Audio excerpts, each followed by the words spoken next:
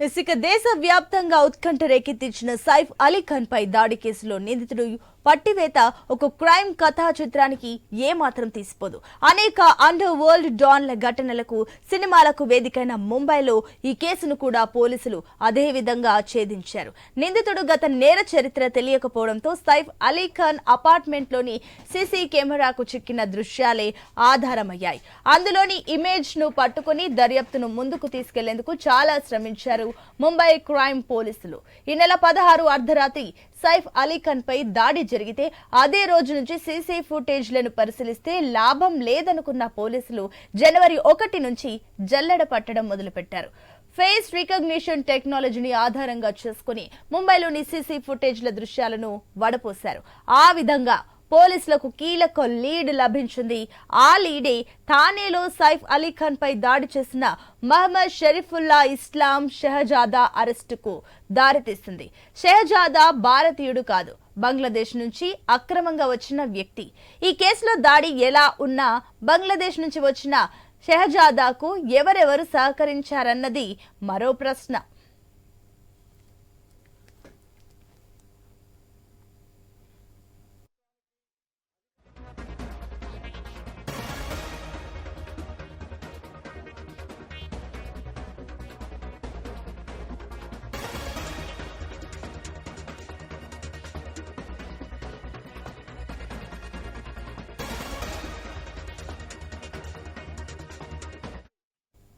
జనవరి 9న record అయిన CC footage ను పరిశీలిస్తుండగా Bandra railway station దగ్గర బైక్ పై వెళ్తున్న నిందితుడు షరీఫుల్లాను పోలీసులు గుర్తించారు.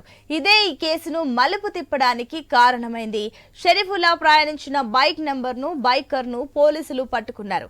ఆ రోజు బైక్ పై వెళ్లిన వ్యక్తి ఎవరు, ఎక్కడి నుంచి పికప్ చేసుకున్నావు, ఎక్కడ దింపావు, ఏం మాట్లాడుకున్నారు, ఇలా బైకర్ ను ప్రశ్నించేసరికి పోలీసుల ముందు మొత్తం గుట్టు విప్పేశాడు. ఆలస్యం చేయకుండా చకచక థానేకు తీసుకెళ్లిపోయాడు.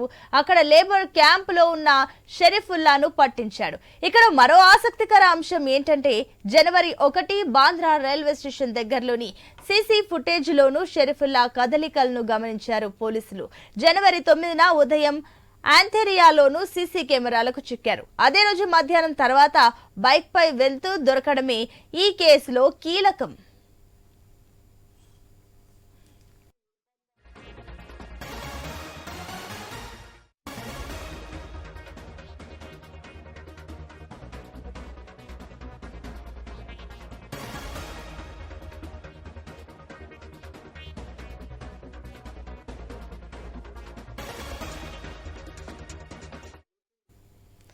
బంగ్లాదేశ్ నుంచి అక్రమంగా వచ్చిన షరీఫుల్లా 5-6 నెలల క్రితమే ముంబైకి చేరుకున్నట్లు పోలీసులు చెబుతున్నప్పటికీ మరో కథనం కూడా చర్చలో ఉంది. గతంలో సైఫ్ కరీనా ఇంటి క్లీనింగ్ కోసం షరీఫుల్లా వెళ్లినట్టు చెబుతున్నారు. ఆ సమయంలోనే సైఫ్ అలీ ఖాన్ ఇంట్లో చోరీకి షరీఫుల్లా కుట్ర చేసినట్టుగా తెలుస్తుంది. ఈ నెల 16 అర్ధరాత్రి సైఫ్ అలీ ఖాన్ అపార్ట్మెంట్ దగ్గర సెక్యూరిటీ విధుల్లో ఉన్న గార్డు నిద్రపోతుండగా చటుక్కున లోపలికి వెళ్లిపోయాడు. సరాసరి 11వ ఫ్లోర్ లోని సైఫ్ అలీ ఖాన్ ఇంట్లోకి దూరిపోయాడు.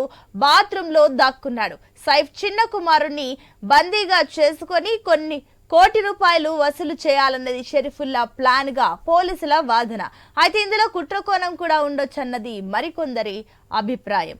ఆ కుట్ర ఏంటన్నది పోలీసుల దర్యాప్తులోనే తేలాల్సి ఉంది. నిందితుడిని పోలీస్ కస్టడీకి అప్పగించింది కోర్టు.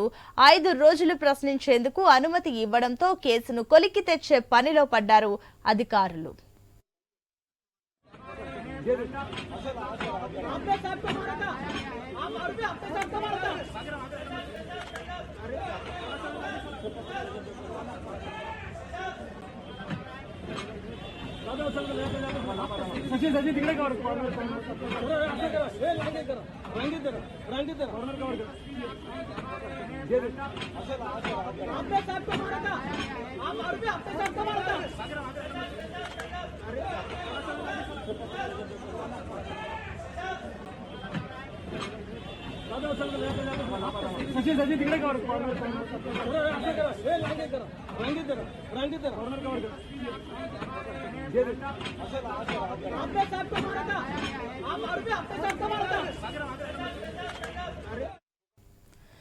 దేశవ్యాప్తంగా ఉత్కంఠ రేకెత్తించిన సైఫ్ అలీ ఖాన్ పై దాడి కేసులో నిందితుడి పట్టివేత ఒక క్రైమ్ కథా చిత్రానికి ఏమాత్రం తీసిపోదు. దీనికి సంబంధించి మరిన్ని డీటెయిల్స్ మా ఇన్పుట్ ఎడిటర్ శ్రీకాంత్ అందిస్తారు.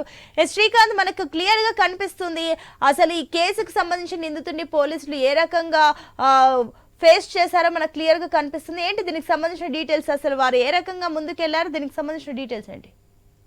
Sunitha, good evening. Saif Ali Khan case గత 4 రోజులుగా భారతదేశ వ్యాప్తంగా కూడా సంచలనం సృష్టించిన విషయం తెలిసిందే.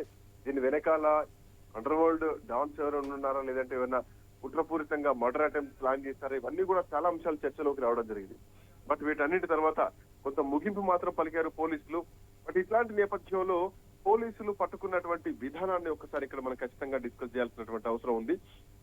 సో సైఫ్ అలీ ఖాన్ పైన దాడి కేసులో నిజానికి కొంత స్మార్ట్ గా పోలీసులు పనిచేశారు. నిందితుడు తన పేరును మార్చుకొని బంగ్లాదేశ్ నుంచి చొరబడ్డటువంటి వ్యక్తిగా కూడా పోలీసులు ఇప్పటికే డిక్లేర్ చేయడం జరిగింది. సో అతని పేరు కూడా ఇక్కడికి వచ్చిన తర్వాత పేరు మార్చుకున్నాడు. ఒక ముస్లిం గా ఉన్నటువంటి వ్యక్తి హిందువుగా పేరు మార్చుకున్నటువంటి పరిస్థితిని కూడా పోలీసులు వెలుగులోకి తీసుకొచ్చారు. సో అంతేకాదు, దీంట్లో మరీ ముఖ్యంగా పోలీసులకు కూడా చాలా సవాళ్లే ఎదురయ్యాయని చెప్పాలి. దీంట్లో మరీ ముఖ్యంగా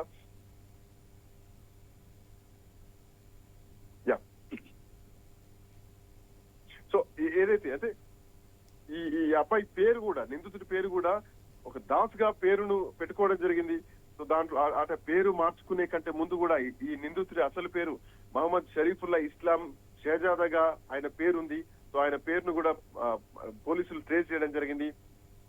జనవరి 16న దాడి జరిగితే నిందితుడిని పట్టుకోవడానికి కూడా ఆల్మోస్ట్ 4 రోజులు టైం పట్టడం జరిగింది. సో జనవరి 9వ తారీఖు రోజు సీసీ ఫుటేజ్ ని మొత్తం పోలీసులు పరిశీలించడం జరిగింది. సో పరిశీలించినటువంటి క్రమంలో చాలా అంటే ఒక రకంగా చెప్పాలంటే గనక ఎక్కడ కూడా సీసీ ఫుటేజ్ లో కరెక్ట్ అయినటువంటి ఆధారాలు సరిగ్గా దొరకలేదు. సైఫ్ అలీ ఖాన్ ఇంట్లో ఉన్నటువంటి దొరికినటువంటి సీసీ ఫుటేజ్, ఆ తర్వాత దొరికినటువంటి దొంగ ఎవరైతున్నారో ఆ దొంగ ఫుటేజ్ ఏదైతే ఉందో, సో ముఖ కవలికలతో మాత్రమే కొంత గుర్తుపట్టే ప్రయత్నం చేశారు. వేరే ఒక వ్యక్తిని అరెస్ట్ చేయడం జరిగింది, అదుపులోకి తీసుకున్నారు. బట్ తను కాదు అనుకున్నటువంటి తరుణంలో ఆ నిందితుడు మధ్యప్రదేశ్ కు వెళ్లారు. అక్కడ రైల్వే పోలీసులు కూడా పట్టుకున్నారు. మొత్తానికి దీంట్లో 2 పట్టుకోవడం జరిగింది. సో బాంద్రా రైల్వే స్టేషన్ దగ్గర బైక్ పై వెళ్తూ కూడా సీసీ కెమెరాకు షరీఫుల్లా దొరకడం జరిగింది. అట్ ది సేమ్ టైం మొత్తానికి టెక్నాలజీతో పక్కాగా పోలీసులు మాత్రం పట్టుకున్నారు. ఎందుకంటే ఇది మహారాష్ట్ర సర్కార్ కు చాలా క్లిష్టమైనటువంటి కేసుగానే చెప్పాలి. ఎందుకంటే సైఫ్ అలీ ఖాన్ పైన ఎక్కడా కూడా ఒక బెదిరింపులు గాని, గ్యాంగ్స్టర్ల బెదిరింపులు గాని ఎక్కడా జరగలేదు. సో సైఫ్ అలీ ఖాన్ నుంచి కూడా నాకు సెక్యూరిటీ పెంచండి అంటూ కూడా ఎక్కడా చెప్పలేదు. ఇట్లాంటి నేపథ్యంలో మహారాష్ట్ర ప్రభుత్వం బాంద్రాలోనే నిజానికి అదొక వివిఐపీలు, సెలబ్రిటీలు ఉండేటువంటి ప్రాంతం.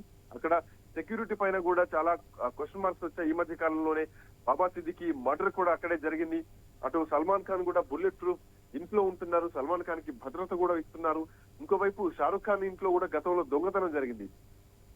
సో ఇవన్నీ పఠాన్ సినిమా టైంలో కూడా షారుఖ్ ఖాన్ ఇంట్లో దొంగలు ఇంట్లోకి వెళ్ళడం జరిగింది. ఆ తర్వాత సెక్యూరిటీ పట్టుకోవడం జరిగింది. సో ఇన్ని ఉన్నటువంటి క్రమంలో కూడా ఎవరైతే ఈ షరీఫుల్లా ఉన్నాడో, ఈ షరీఫుల్లాను పోలీసులు గతంలో కూడా ఒక పబ్ లో పనిచేస్తారు, కరీనా కపూర్ ఇంట్లో కూడా పనిచేస్తారు.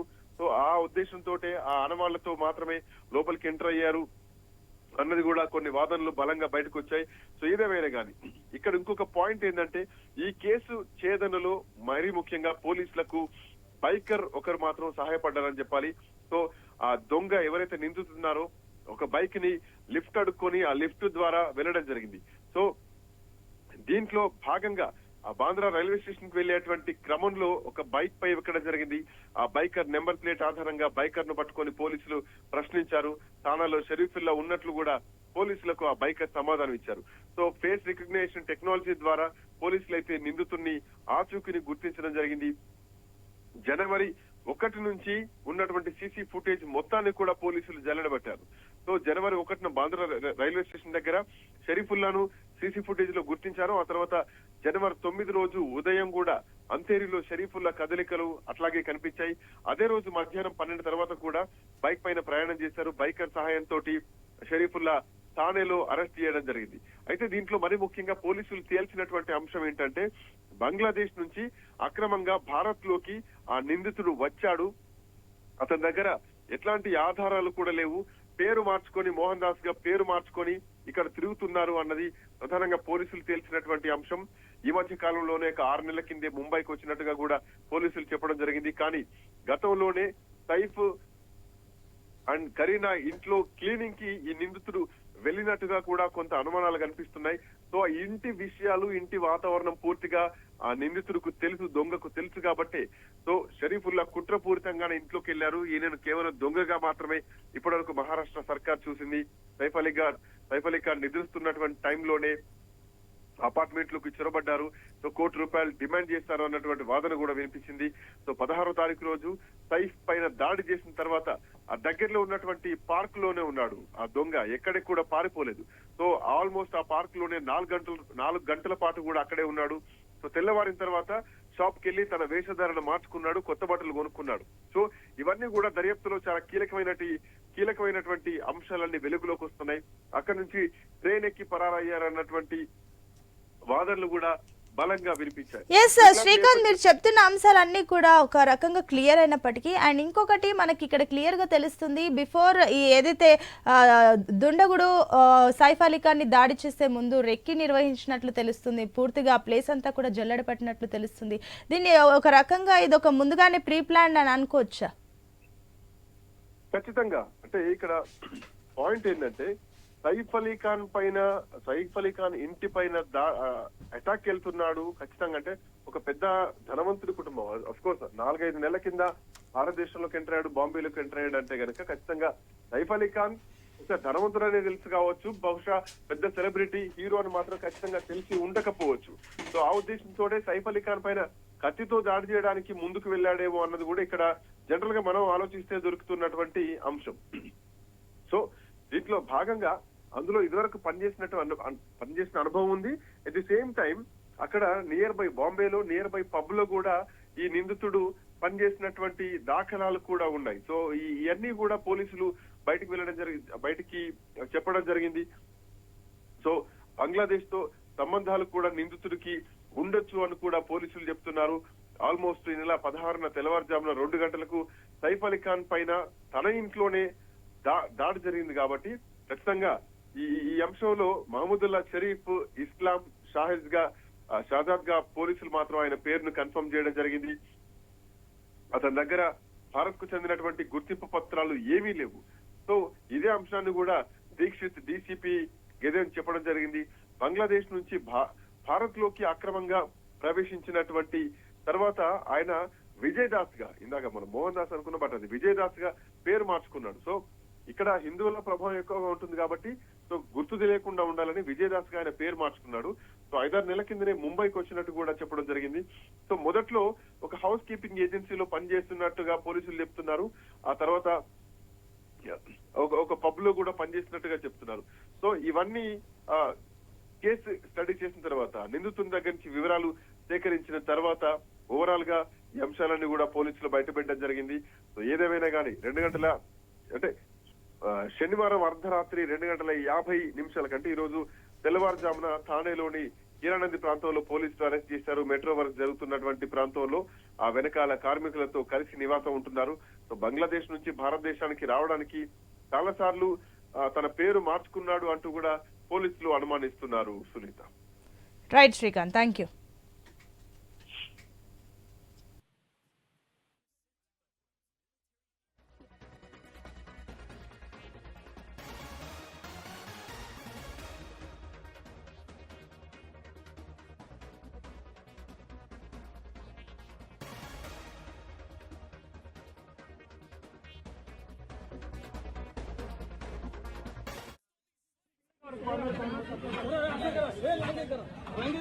रंगी